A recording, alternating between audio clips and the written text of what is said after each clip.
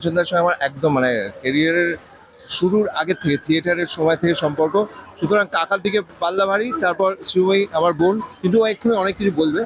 এবং শুধু কি বোন, ও আপনারা যারা দেখেছেন উনি হচ্ছেন আমার রিয়েল বর, উনি হচ্ছেন আমার রিল বর। হ্যাঁ, আমরা এই যে- একই সাথে যেখানে যেখানে হাঁটি একই সুতোই আমরা বাঁধা।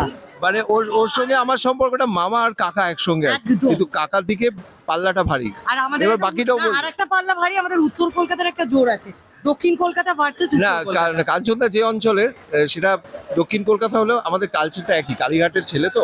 বাগবাজার কালীঘাটে খুব মিল আছে।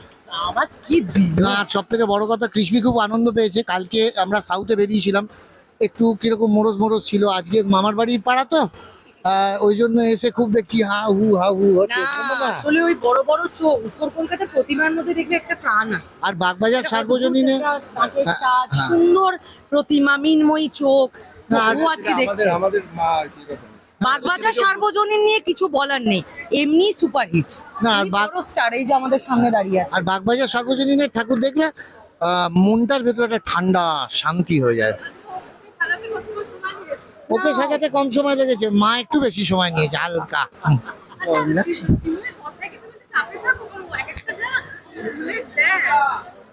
আমি তো কাঞ্চনের থেকে শিখেছি যে কিভাবে কথার বুলি ছুটতে হয়।